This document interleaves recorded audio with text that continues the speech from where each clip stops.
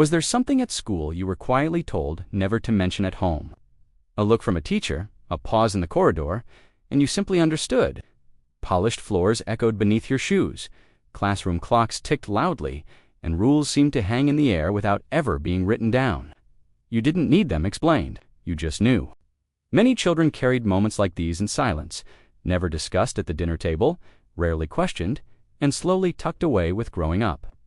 Today, they feel distant, yet instantly familiar, waiting to be remembered as we step back into that world. A different Britain meant a very different classroom. In the years after the war, schools mirrored the world outside their gates, a place shaped by rebuilding, restraint, and deep respect for authority. Teachers were not just instructors, they were trusted figures whose word carried weight far beyond the lesson. Desks were lined in neat rows, days followed a strict rhythm, and routine brought reassurance as much as order. Children grew up understanding that rules existed for a reason, even if that reason was never explained. Discipline was widely believed to build character, teaching patience, responsibility, and knowing one's place. Parents, many shaped by even stricter upbringings, rarely questioned what happened between the morning bell and the walk home. School matters stayed at school. Looking back now, it can seem formal, even distant, compared with today's open conversations and gentle guidance. But at the time, it felt normal, steady, and unquestioned. That quiet acceptance created a culture where certain experiences were simply endured, absorbed, and left unspoken, setting the stage for memories that lingered long after childhood ended. Those classrooms quietly shaped generations, teaching lessons about silence, respect, and endurance that followed many pupils well into adult life for years afterwards. Some rules never needed spelling out. You felt them the moment the room went quiet and chairs scraped back for home time, except you stayed seated. While coats were pulled on and voices lifted, you remained eyes fixed ahead, pretending not to notice. Being kept behind carried a particular stillness, a sense that time itself slowed. For others, discipline meant writing the same sentence again and again, the pencil growing blunt, the page filling with careful loops. It was not the task that lingered, but the silence around it. Occasionally, you were asked to stand just outside the classroom, close enough to hear laughter, far enough to feel separate. That doorway became a line between belonging and exclusion.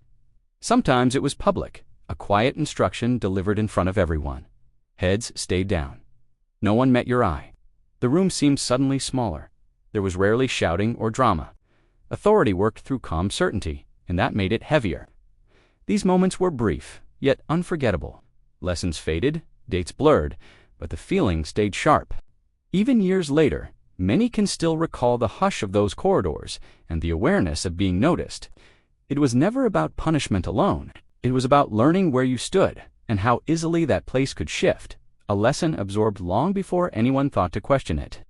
Back then, such moments quietly taught children to observe, comply, and carry on. Lessons rarely named but deeply felt, shaping behavior long after the bell rang each day. Silence was not written into any rulebook, yet it was carefully learned. Children understood that what happened at school was not for repeating at home. Parents trusted institutions in a way that feels almost unfamiliar now. Teachers were seen as professionals shaping future citizens, and questioning their methods was rare. If a child hinted at trouble, the response was often calm, acceptance rather than alarm. Many parents carried memories of even stricter classrooms themselves. Compared with what they had known, post-war schools felt measured and fair. Discipline was viewed as part of growing up, a necessary preparation for work, responsibility, and life beyond childhood.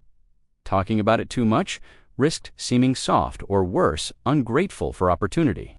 So silence became part of the lesson. Children learned to absorb experiences quietly, to straighten their shoulders and move on. At the kitchen table, conversation returned to homework, friends, and tomorrow's timetable, not moments of embarrassment or discomfort.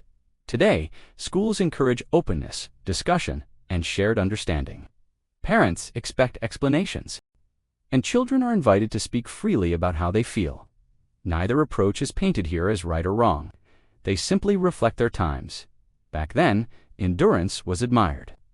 Speaking up was rare, and in that quiet space between classroom and home, many lessons settled deeply, shaping how a generation learned to cope without words. Long after leaving school, that habit of silence often followed them quietly. Without a single word spoken, school discipline taught us how to sit still, keep our heads down, and carry on. It shaped a quiet kind of strength, the ability to endure, to feel discomfort without complaint, to bounce back with no audience. For some, it built confidence and a sense of boundaries. For others, it left a nervousness around authority that took years to shake. But most of all, it taught us how to adapt. We learned when to speak and when to stay silent, how to read a room, and how to steady ourselves when the rules weren't entirely clear. These weren't lessons written on the blackboard, but they stayed with us. Looking back, we see how deeply those early experiences threaded themselves into adult life. We moved on, of course, we always do, but something of that hush, that resilience, still echoes quietly within us. Today's classrooms feel like a different world, filled with group discussions, emotional check-ins, and open-door policies. Children are encouraged to speak up, to question, to explore how they feel. It's a shift that reflects broader change, a move toward empathy and understanding. But it's worth quietly wondering, and leaving behind the silence, did we also leave behind something else? A kind of quiet strength? Or was it simply a necessary evolution? There's no single answer. Just memories, some bitter, some proud, many never told until now. Perhaps it's time we shared them, not to judge the past, but to understand how it shaped us. Thanks for journeying back. What do you remember most? For more of these unbelievable memories, tap the video on your screen. The 1970s stories are something else. Don't forget to subscribe.